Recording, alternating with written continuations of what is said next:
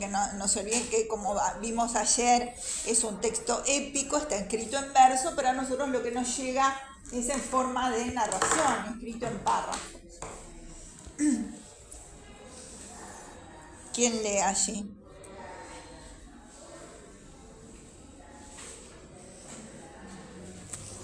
Tienen que traer el texto a la clase, así van siguiendo. Sí. Canto 1.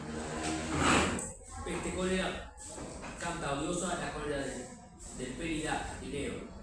Cólera funesta que causó infinitos males a los aqueos y precipitó a la vez muchas almas valerosas de Eos, a quienes hizo presa de perros y pasto de aves, cumplíase la voluntad de Zeus, desde que se separaron disputando el Atrida, rey de hombres, y el divino Aquileo. ¿Cuál de los dioses murió entre ellos en la contienda para que miraran? El hijo de Leto y de Zeus, airado con el rey, suscitó en el ejército maligna peste, y los hombres perecían por el ultraje que el Atrida infiriera al sacerdote Isis.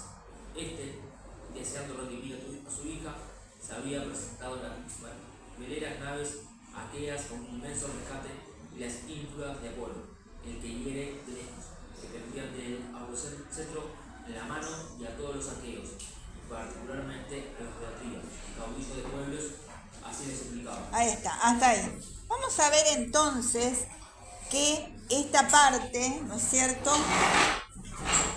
es ¿qué es lo que pasó allí en lo que leyó el compañero?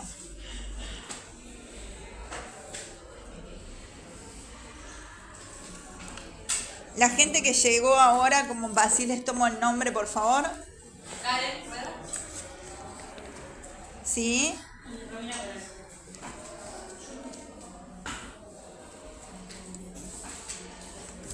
Bien.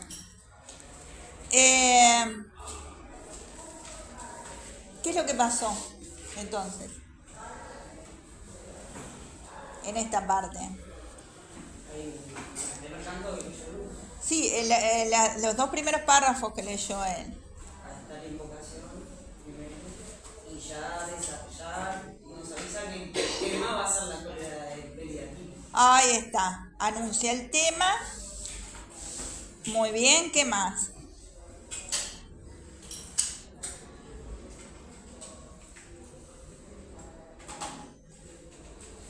Habla de esta peste que se generó, ¿está? Y anuncia que es por esa pelea que hubo. La cólera de Aquileo. Ahí está, la cólera de Aquileo, que después nos va a decir qué fue, ¿no? Por ahora sabemos que fue entre el Atrida, que es Agamenón, el hijo de Atreo, y que como dijimos ya ayer, era el rey de Micenas y el jefe principal de lo que es este conjunto de héroes, y entre él y Aquileo, ¿sí?, que justamente es el jefe de los mirimidones. Esta parte, el primer párrafo, habla de lo que es la invocación y la peste, ¿está? Y justamente ahí tenemos la invocación. ¿Qué es invocar? ¿Y a quién invoca? Es la inspiración, porque yo creo que la inspiración del poeta no era de humana, sino que venía de la musa. Ahí está, ¿no? Es Calíope, no sé si es Calíope la que invoca. Ahí está, ¿no? Ahí es a Calíope. Algunos autores dicen que es a la memoria, Mnemosine, sin embargo, porque dice odiosa, y sin embargo, vieron que yo en el repartido que les di, que acá estaríamos corrigiendo ya la pregunta que era sobre las musas, ¿recuerdan? Que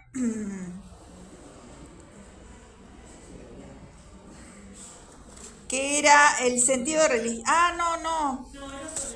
No era sobre las musas, disculpen. Pero hay un repartido que yo no les di porque ya les había hecho muchas preguntas, Y está, pero que habla de las musas. Este repartido es lo que dice David García Pérez.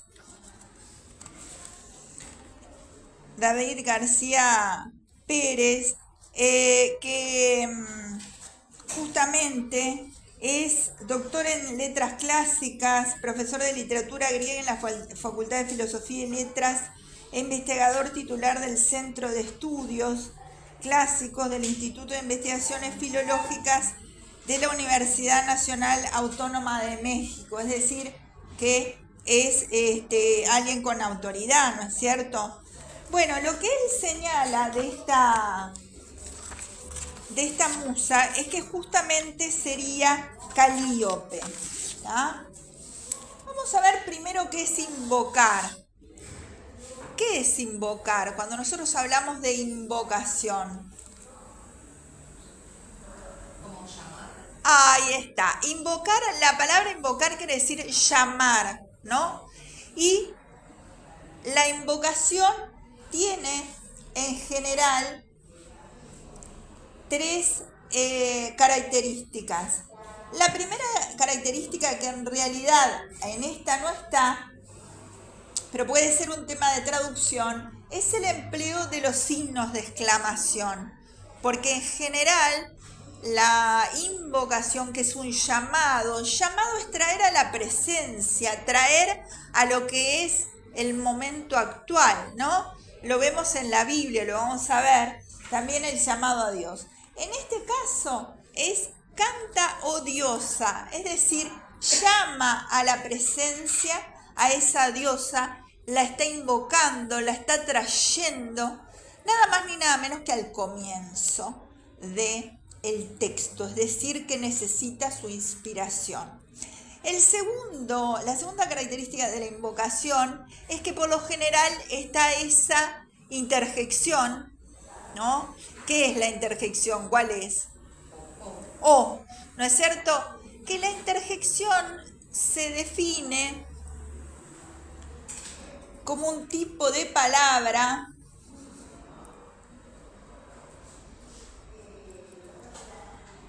que no tiene un significado fijo. No tiene un significado fijo, sino que manifiesta ¿qué cosa?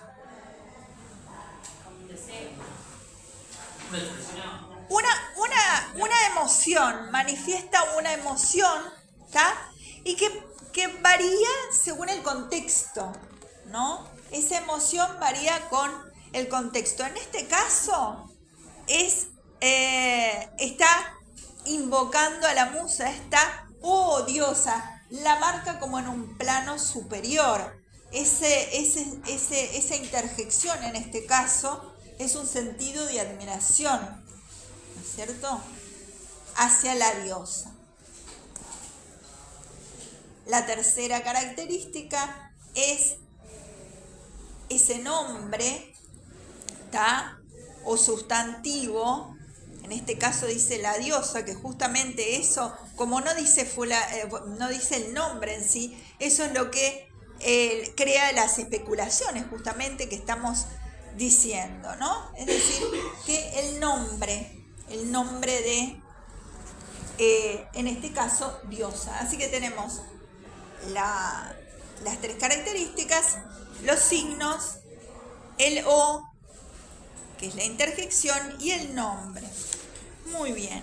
Vamos entonces a ver quién es esa musa Calíope, que este autor que yo hoy les señalaba dice: la invocación con la que se abre la Ilíada refiere que el poeta se dirige a la diosa, la musa Calíope, para que sea ella quien cante a la ira de Aquiles. Las musas son invocadas típicamente al principio en los poemas épicos de la historia clásica porque sirven de ayuda al autor. Como un auténtico orador, del autor no era más que la voz, es decir, él se coloca como intermediario, ¿no es cierto? Y necesita la invocación justamente de esta diosa, ¿por qué?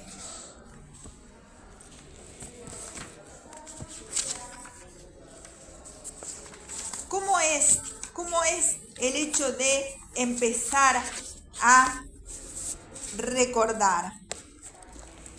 Fíjense que por otro lado nosotros tenemos Mnemosine, que es la personificación de la memoria. Mnemosine,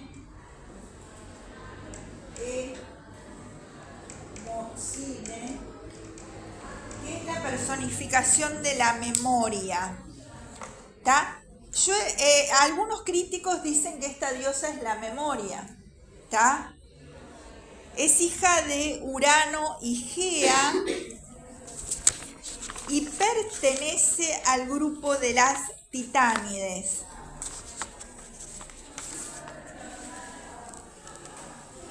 Zeus se unió con ella de las Titánides. Es la personificación de la memoria.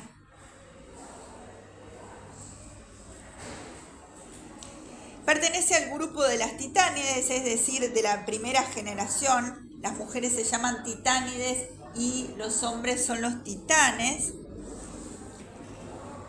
Zeus se unió a ella en Pieria durante 9 noches seguidas. Y al cabo de un tiempo le dio 9 hijas. Estas hijas son las musas.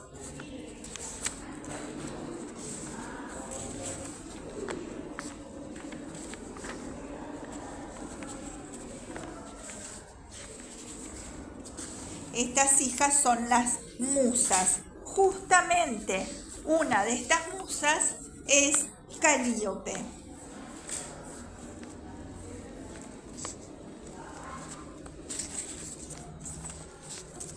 Bien, entonces, justamente las musas son hijas de Mnemosine y de Zeus, son 9 hermanas, fruto de otras tantas noches de amor, ¿no?, entre justamente Mnemosine y Zeus. ¿Tá? Tenemos,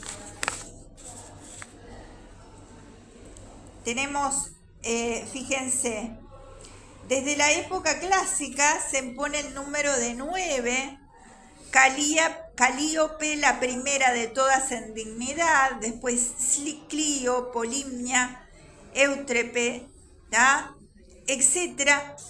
Y Calíope se le atribuye la poesía épica. ¿Tá? Ahí está. Se le atribuye la poesía épica.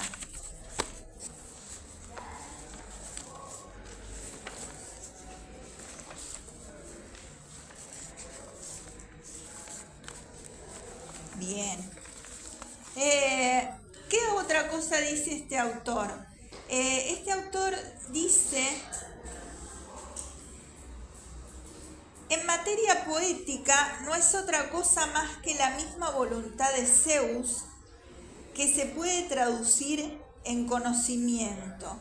Entonces todo lo que se desprende a partir de la petición de la musa es una manifestación del propio Crónida.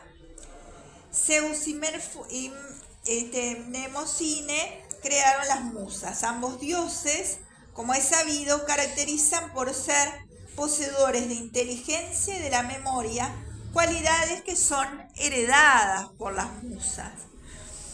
Y el caso concreto de la poesía épica es Calíope. Quizás por ello, al indicar qué es lo que se cantará en la Ilíada, ¿voy muy rápido? ¿Quieren que vaya más lento? Homero aclara que es la voluntad de Zeus, es decir, vieron cómo los dioses se colocan sobre los acontecimientos, ¿no?, y son los que mandan a los humanos, que prácticamente no pueden decidir mucho ni de su destino, ni de lo que puede ser su voluntad. La voluntad es de Zeus. Tanto la ira de Aquiles como específicamente el que los aqueos fueran perdiendo la guerra al morir muchos de ellos, a partir del altercado entre Agamenón y Aquiles. Esta invocación a la musa, fíjense que hay que tener para tener esta poesía que se transmite oralmente, ¿qué tiene que tener para que interese a los oyentes, etcétera? Tiene que haber un conocimiento 30, ahí está. La gente ya conocía todas las leyendas, ¿no? La gente conocía las leyendas y en realidad no le estaba contando nada nuevo, le estaban contando, Rapsoda le estaba contando lo que ellos ya sabían, ¿no? Pero ¿qué tiene que tener ese discurso?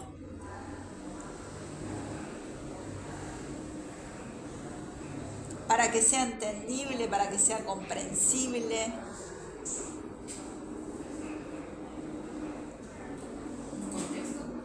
Un contexto, ¿qué más? Un lenguaje claro. ¿Cómo? Un lenguaje claro. Un lenguaje, claro, sí. ¿Qué más? Haber hecho ubicarnos en el tiempo, digamos, cuando pasó.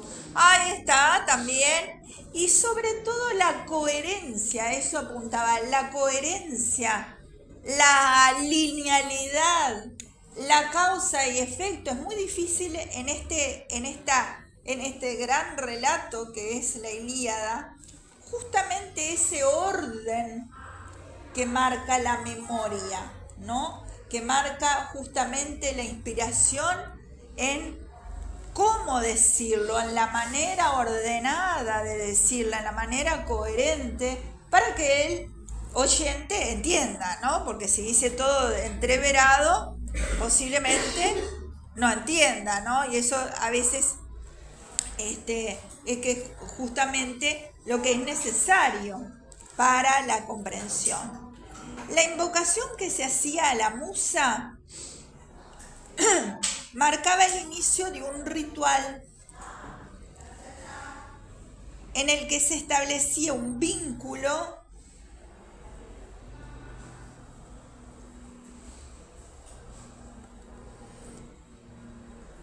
mediante la inspiración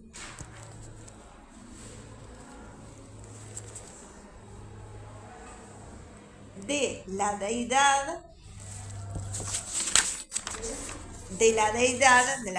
es la divinidad.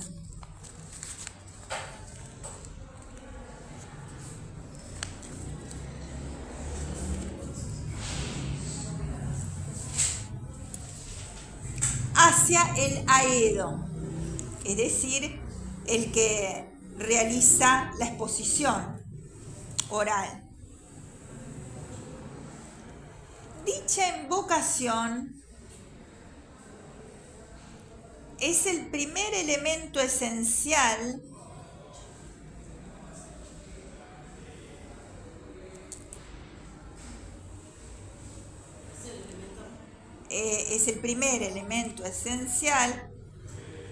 como parte de un ritual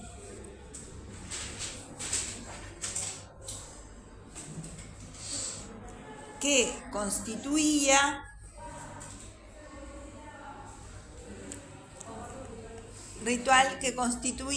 el aspecto performativo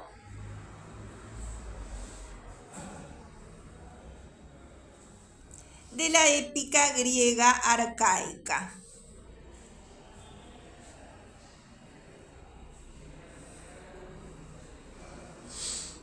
Se requiere la presencia de tal deidad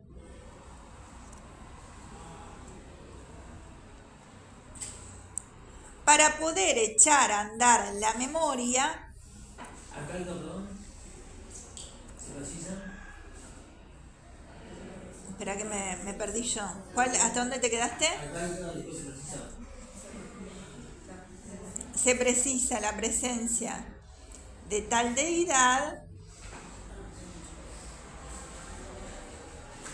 para poder echar a andar.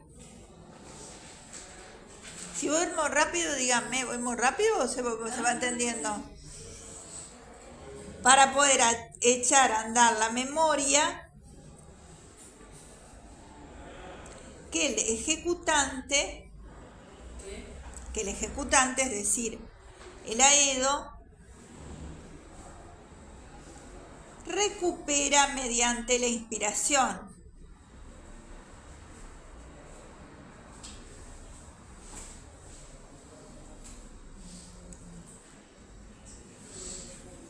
De manera que cada una de las palabras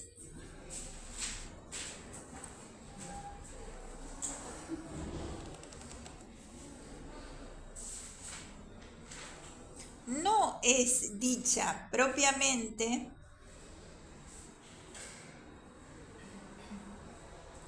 por el aedo que ejecuta el canto, sino por la musa.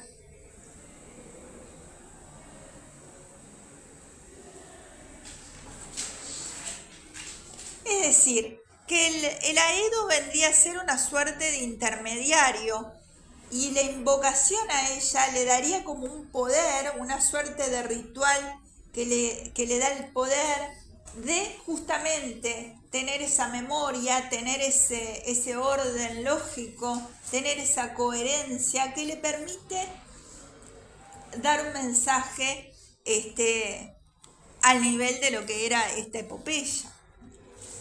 Bien, eso era lo que le quería compartir de ese autor. ¿Cómo se llamaba el autor? Este es, que después se lo voy a pasar, es David García Pérez. ¿Ah? Bien.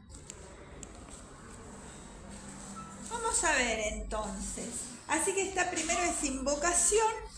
¿Y qué canta? Canta la cólera del Peli de Aquileo. Es decir, que allí ya desde el principio nos está dando el tema, ¿no es cierto? Que es justamente la cólera. ¿Qué es la cólera? Cuando decimos cólera, ¿de qué estamos hablando? La ira, ¿no es cierto? La ira de este personaje principal que es Aquiles o Aquileo. Pélida quiere decir hijo de Peleo, ¿tá? Y decimos dos palabras de Aquiles que ya ayer un poquito lo presentamos, pero conviene anotar que justamente es hijo de Peleo, un mortal, por eso Pélida, quien reinaba en la ciudad de Ptía, es P-T-I-A, Ptía, en Tesalia. En Tesalia. ¿Qué sería eso? Eso es, Peleo era rey de Ptía en Tesalia, ¿tá? En un lugar, ayer yo mostré, ¿te acordás que mostré Y es el de mapa? la ciudad. Ahí está, ¿Cómo del se lugar. escribe? Tesalia, como suena, y sí, ¿Y la ciudad, profe? No, o sea, Tía es P-T-I-A. Es descendiente directo por su padre de la raza de Zeus. Es decir, si bien su padre es mortal, pero desciende de la raza de Zeus en alguna parte de su línea genealógica. Y su madre, que después la vamos a ver más adelante en este mismo canto 1, su madre es una diosa llamada Tetis. Tetis, hija del océano, el dios del océano,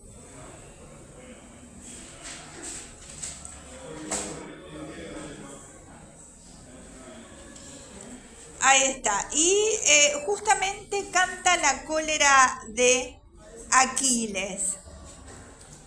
Bueno, esto se lo digo a manera de anécdota, ¿no? Tetis, por ser diosa, había formado con el mortal Peleo una unión que no podía ser duradera. Demasiadas diferencias separaban a los esposos. Aquiles dicen que era el séptimo hijo del matrimonio y Tetis había intentado eliminar de la naturaleza de cada uno de ellos, de sus hijos, los elementos mortales aportados por Peleo. Para ello los sometía a la acción del fuego, el cual los mataba. Pero cuando nació el séptimo hijo, Peleo se puso al acecho y sorprendió a Tetis en el momento de efectuar este peligroso experimento. Arrancóle el niño, que salió con solo los labios y el huesecillo del pie derecho quemados, ¿tá? Por aquello del talón de Aquiles. Tetis, enojada, volviéndose al seno del mar a vivir con sus hermanas. Habiendo salvado a su hijo, Peleo llamó al centauro Quirón, experto en el arte de la medicina, para que sustituyese el hueso quemado. A este fin, Quirón desenterró un gigante, Dámiso, que en vida había sido un corredor extraordinario, y puso en su lugar el hueso que faltaba, el correspondiente del gigante. Ello explica las aptitudes de corredor que tanto distinguieron a Aquiles. ¿Tá? Así que eso estaría dando, vieron que Aquiles, el epíteto es de los pies ligeros. Otra leyenda, en fin, afirma que en su infancia Aquiles fue bañado por su madre y tomado del talón en las aguas de Estige, el río infernal. ¿Tá? Esta agua tenía la virtud de hacer invulnerables a todos los que en ella se sumergían. Sin embargo, el talón por el que Tetis sostenía al niño no fue tocado por el agua milagrosa y quedó vulnerable. Por eso hasta hoy en día ese es tu talón de Aquiles, es decir, que en esa parte que no lo bañó el agua hubiera quedado. Así que son dos leyendas que, como yo les contaba ayer un poco en esto de la mitología, no es una sola leyenda, son muchas que, bueno, en este caso mencionaremos las dos, pero digo, hacen a la mitología tan rica y tan difícil de organizar para a veces para ver cada uno de los personajes y todo lo que les corresponde a cada uno. Bien, la cólera del Peridaquileo, cólera funesta que causó infinitos males a los aqueos y precipitó al Hades es el reino infernal, muchas almas valerosas de héroes a quienes hizo presa de perros y pasto de aves. Cumplíase la voluntad de Zeus. Ahí tenemos entonces al dios de los dioses, Zeus, como siempre cumpliéndose la voluntad de él, ¿no es cierto? De Zeus, ¿no? El rey de los dioses. Desde que se separaron disputando el Atrida, es decir, hijo de Atreo, que justamente los que participan acá, los hijos de Atreo, son Menelao y Agamenón, ¿no es cierto? Acá se refiere a Agamenón, Atríada, hijo de Atreo, que es Agamenón, rey de hombres, y el divino Aquileo. Viste que ahí tenemos un epíteto del tipo genérico, divino Aquileo, que habíamos dicho que divino se usa muchas veces no solo para un héroe, sino para varios. Fíjense, en esta parte que estamos viendo, sí, divino dijimos que es un epíteto genérico. ¿Cómo?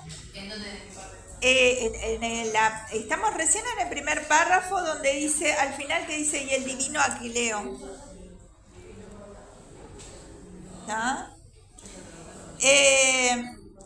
Dígame, ¿qué tipo de narrador vemos acá? Canta odiosa la cólera del Peleo de Aquiles. Cólera funesta que causó infinitos males. No sé, segunda persona no. Tercera persona del singular, ¿tá? ¿Y es un narrador interno o externo? Externo. ¿Cómo se llama este tipo de narrador que todo lo sabe, todo lo abarca, puede afirmar? Omnisciente. ¿Tá? Omnisciente.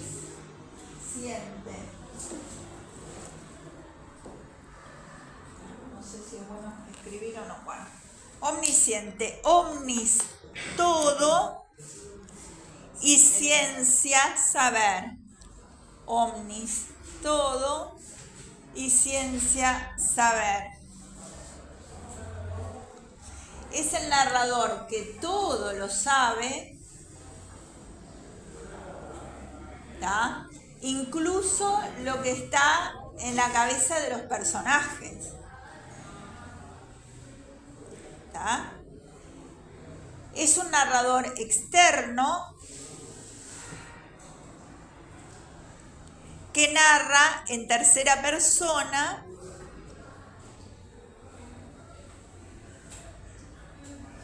del singular o del plural, según la parte que esté narrando.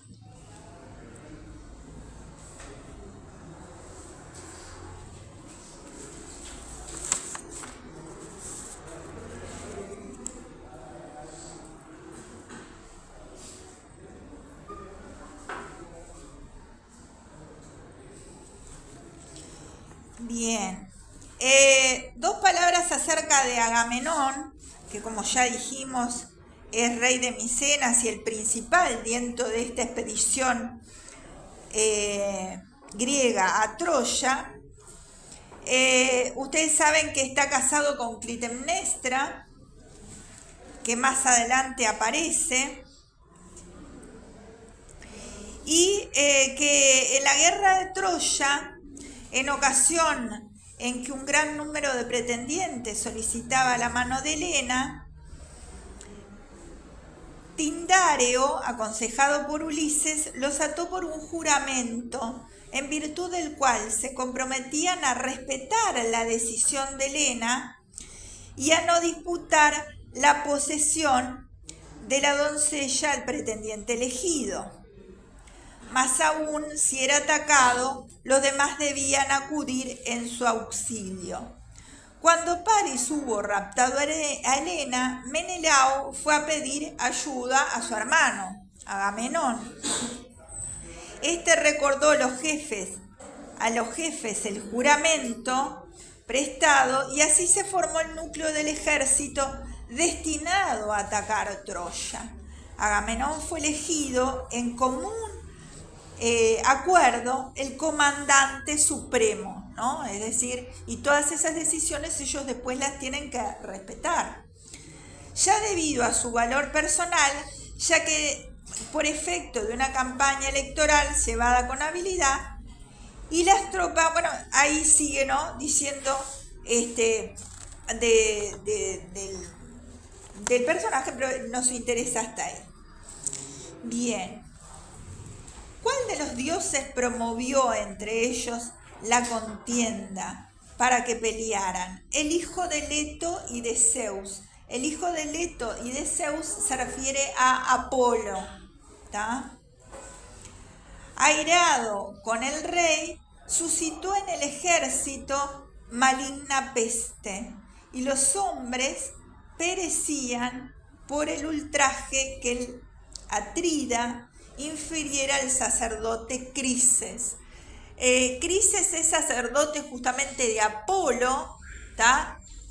Y entonces Apolo mandó esa fue el que promovió la contienda para que peleara.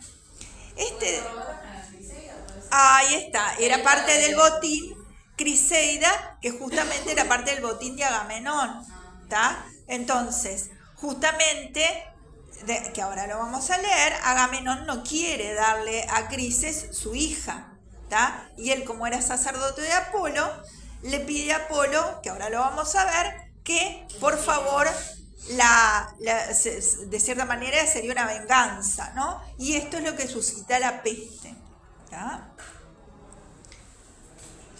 Bueno, entonces, por el ultraje, que ahí me perdí. El hijo de Leto y de Zeus, se refiere a Apolo, airado con el rey, suscitó en el ejército maligna peste, y los hombres perecían, o sea, morían por el ultraje que la Atrida, es decir, Agamenón, inferiera al sacerdote Crises. Deseando redimir a su hija, es decir, Crises, deseando redimir a su hija, se había presentado en las veloces naves aqueas con un inmenso rescate y en la mano las ínfulas de Apolo. Las ínfulas son unas especies de cintas que se ponían en la cabeza, que tenían 2 tiras. Los sacerdotes, las ínfulas de Apolo, el que hiere de lejos, ese es un epíteto, ¿tá? Apolo, el que hiere de lejos. El epíteto hiere. Por las flechas, justamente, que son las que ahora están matando a los aqueos. Entonces, ese es un epíteto que ya dijimos que, sí es un epíteto particular, propio, exclusivo de Apolo, y justamente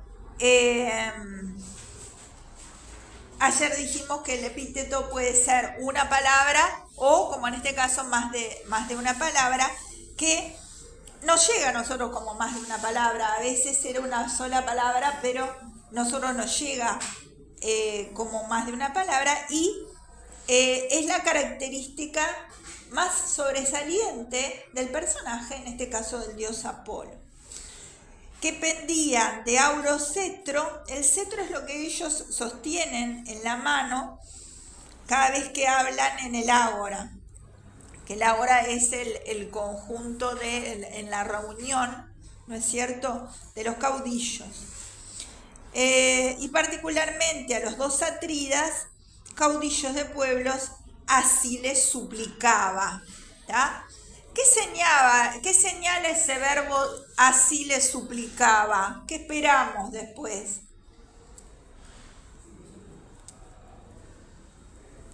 Que empiece ¿quién? Que empiece a hablar a alguien, ¿no? ¿Quién es el que va a hablar ahora? Que esta parte no la leímos, la vamos a leer ahora. Pero ¿quién? ¿Estamos en el tercer párrafo, verdad? Sí.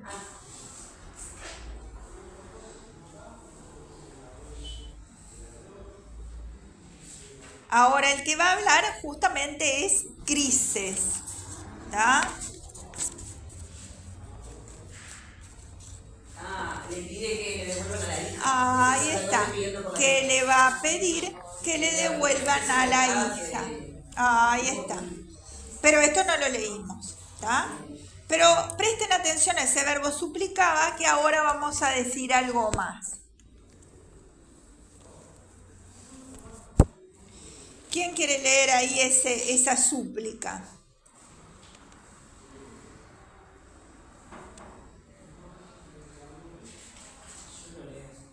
¿Sí? Oh Atridas y demás aqueos de buenas grebas, que los dioses, dueños de las olímpicas moradas, os concedan sacar la ciudad de Príamo y regresarme a casa. Pero a mi hija, por favor, liberádmela y aceptad el rescate por piedad del flechador, hijo de Zeus, de Apolo. Entonces, esa es la suplicación. ¿O sigo? Sí, seguí 2 párrafos. Entonces todos los demás aqueos aprobaron unánime respetar al sacerdote y aceptar el espléndido rescate, pero no le plugo en su ánimo el atrida Agamenón, que lo alejó de mala manera, le dictó un riguroso mandato. Viejo, que no te encuentre yo junto a las cóncavas naves, bien porque ahora te demores o porque vuelvas más tarde. No sea que te socorran el cetro ni las ínfulas del Dios. No la pienso soltar, antes le va a sobrevenir la vejez en mi casa, en Argos, lejos de la patria, aplicándose al telar y compartiendo un techo. Ahí está, muy bien. Fíjense entonces que esas palabras son ¿de quién? Me lo contestar. Que dice primero y después le contesta. Ahí está. No, le dice que no se lo va a devolver. Ahí está. Que vamos a ir de vieja con él y... Ahí está, ahí está. Muy bien. Entonces, ¿qué se produjo entre estos dos personajes? ¿Qué se produjo entre estos dos personajes? Es una pelea. Ahí está, lo que se llama un discurso directo, ¿está? Discurso directo, ¿está? ¿Y qué es un discurso directo? ¿Qué características tiene? ¿Cómo se dieron cuenta que empezaban a hablar? Están entrecomillados. Están... A veces son diálogos con rayas también. Ahí está. En lo que es la época actual son diálogos con raya, pero en este caso es justamente las comillas. Así que vayan anotando las características, ¿no es cierto?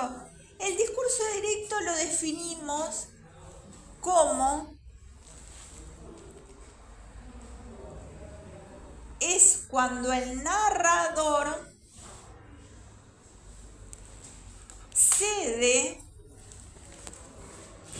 de ceder, de dar, con C, su voz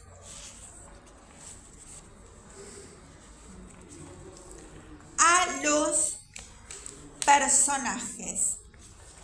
Es cuando el narrador cede su voz a los personajes. Y este discurso directo, entonces, ¿qué es lo que nos permite?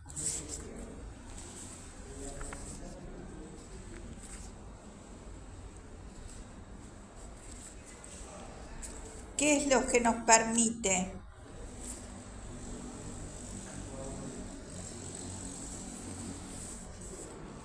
Y acercarnos. Ahí está. Y saber qué cosa de los personajes.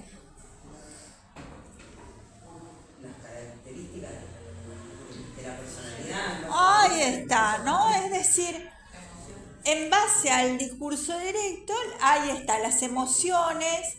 Podemos conocer entonces las emociones, lo que piensan, lo que sienten, etcétera. Todo lo que ellos van diciendo los propios personajes. Esa es una de las características. Luego tenemos, ya dijimos, el empleo de comillas o rayas de diálogo que indican que el personaje comienza a hablar.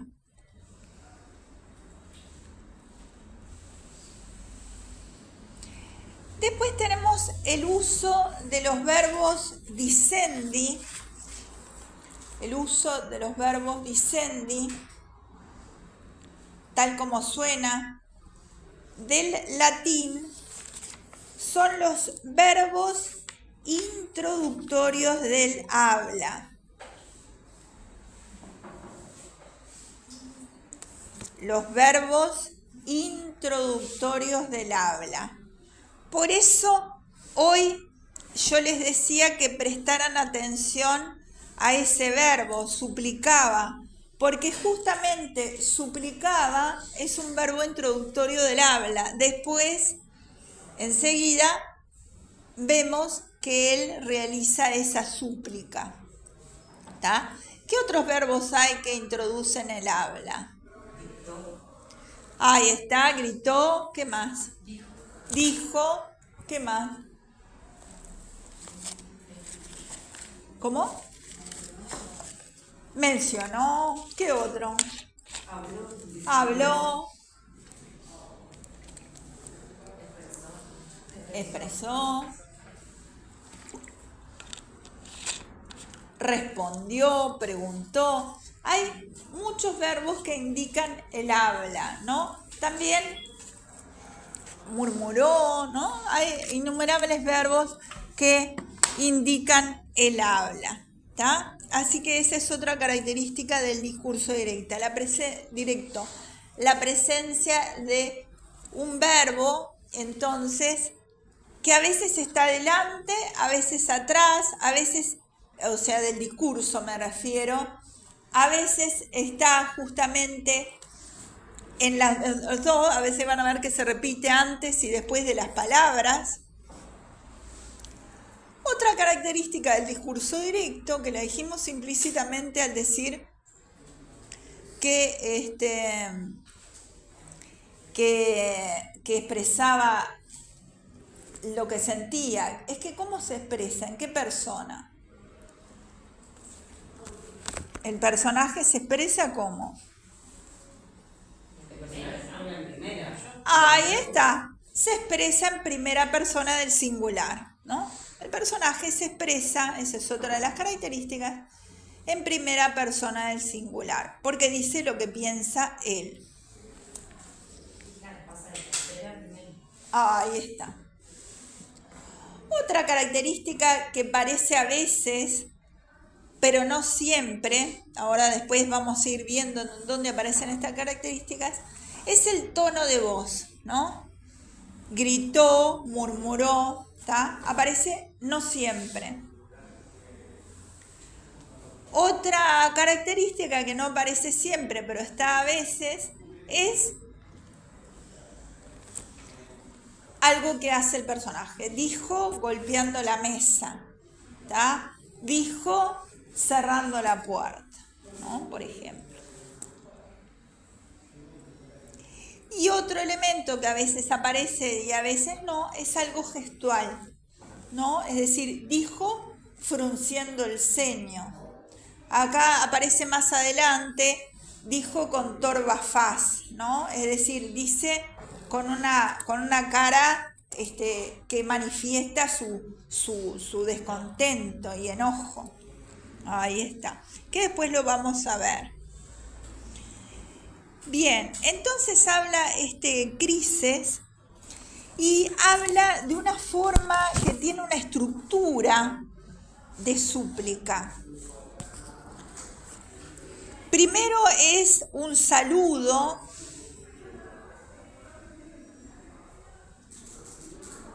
átridas y demás aqueos de hermosas grebas, ¿tá? Eso sería el saludo, que además está entre signos de ¿qué?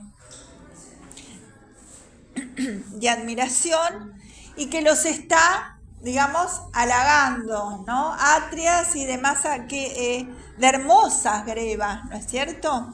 Es decir, lo está alabando.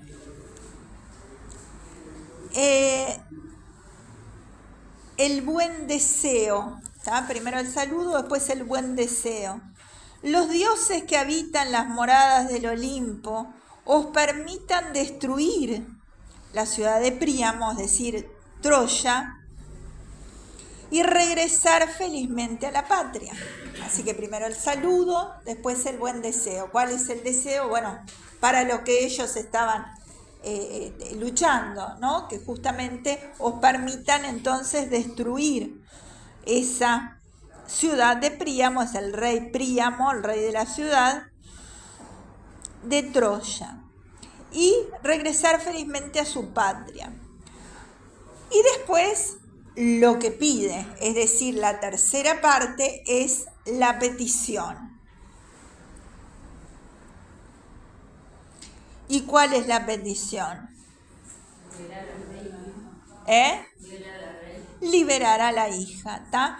Poned en libertad a mi hija y recibid el rescate venerando al hijo de Zeus, Apolo, el que hiere de lejos. Es decir, que acá pide a la hija, pero da un rescate cuantioso, no es que venga con las manos vacías.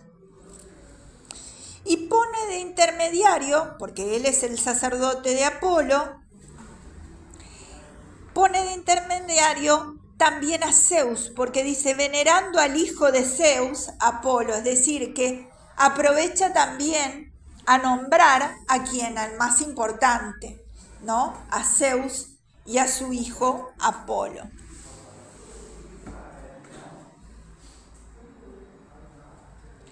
¿Tá? Es decir, que este pedido, esta súplica tiene varias partes, es decir, que hay un orden, hay de parte de... ¿Cómo estaría Crises si le capturaron la hija y está sin la hija?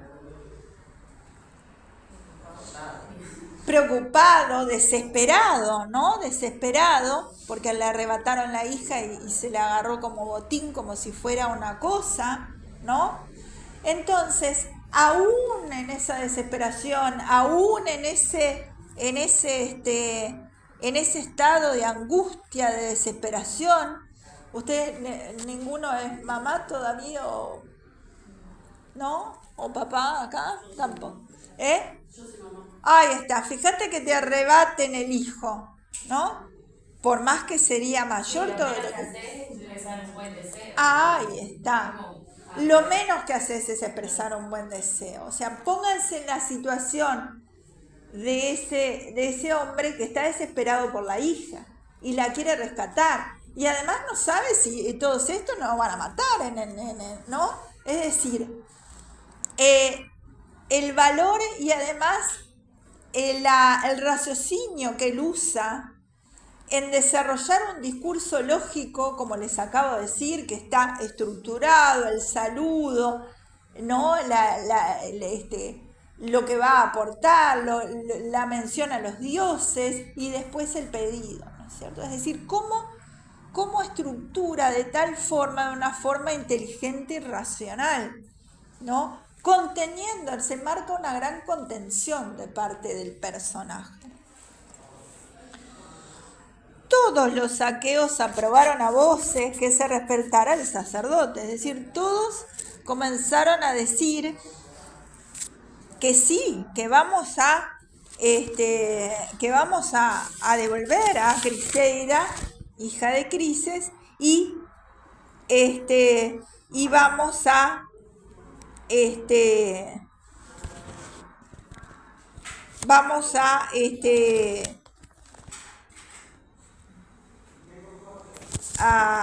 hacer lo que él pide. Esta clase termina 21:40, 21:30.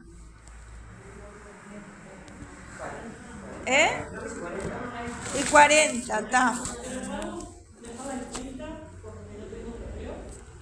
Sí, ¿tenían un recreo ahora?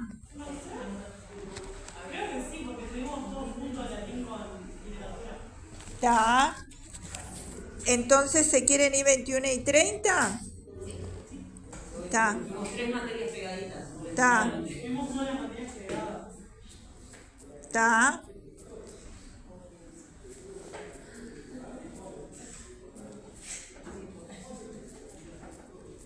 Bien, entonces lo hacemos llegar hasta 21:30, quedarían 7 minutos. Bien. Igual hoy ya adelantamos bastante. Es decir, acá fíjense que cómo queda Agamenón. Todos los aqueos aprobaron a voces, es decir, todo el mundo dijo que se respetara al sacerdote y se admitiera el espléndido rescate. Más es la conjunción adversativa que resta a lo que se dice. Hoy no se usa mucho en nuestro idioma más, pero sí se usa en portugués, cuando resta a lo otro, ¿no? O sea, iba a ir al cine, pero más empezó a llover y no fue, ¿no? Es decir, siempre esa conjunción adversativa resta a lo otro.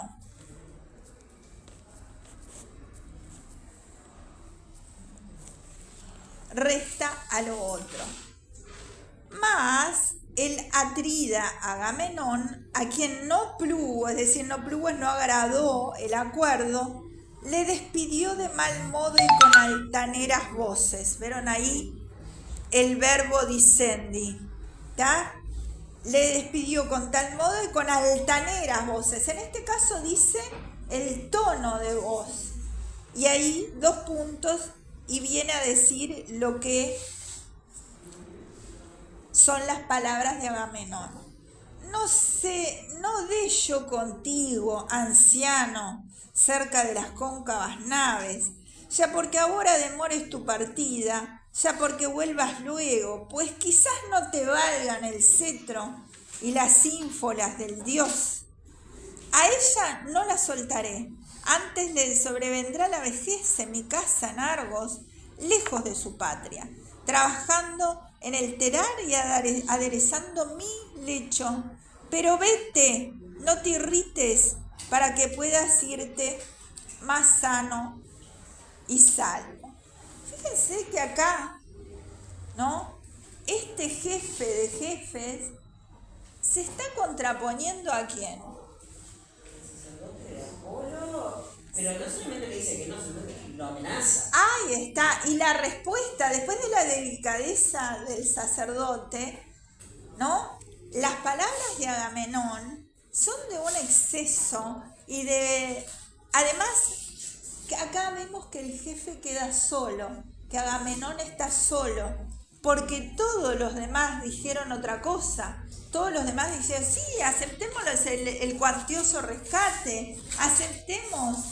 Y acá vemos a este jefe solo, que por capricho, él quiere quedarse con esta Criseida.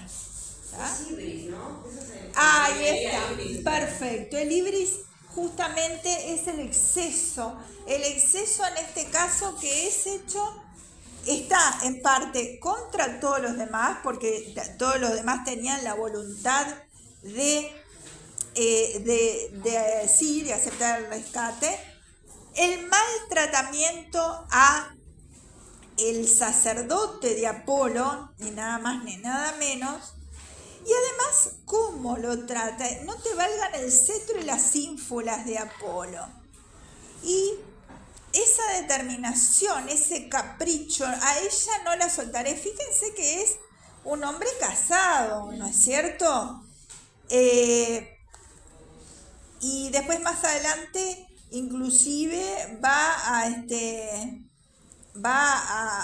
en cierto sentido, a desfavorecer a la mujer, porque dice que no lo es ni inferior ni en talle, ni en inteligencia, es decir, que él es un capricho retener a Criseida, ¿no es cierto? Y dice que bien, que le va a sobrevenir la vejez y va a trabajar allí en el telar. Y dice, pero vete, fíjense que ese vete, ¿cómo está? ¿Qué modo es ese? Es imperativo, ¿no? Está empleando en contraposición de la delicadeza que tuvo Crises, está dando el modo imperativo. ¿Qué cómo es el modo imperativo?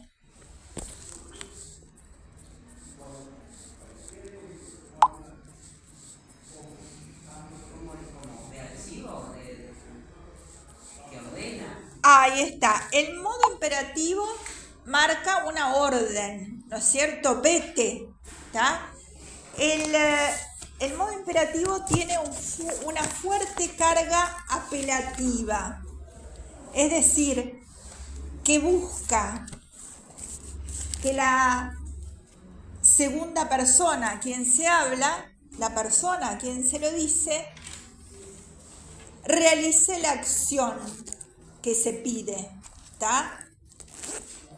Cerrá la ventana, levantá esa caja, ¿no? Es decir, ¿qué tiende a hacer la persona que se lo dice? A obedecer, porque justamente por eso es una orden, ¿no?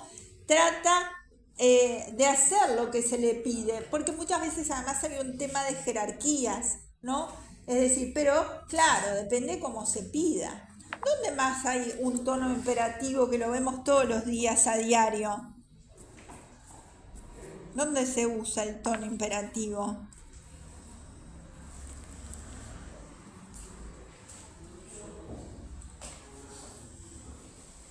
¿En la tele, por ejemplo?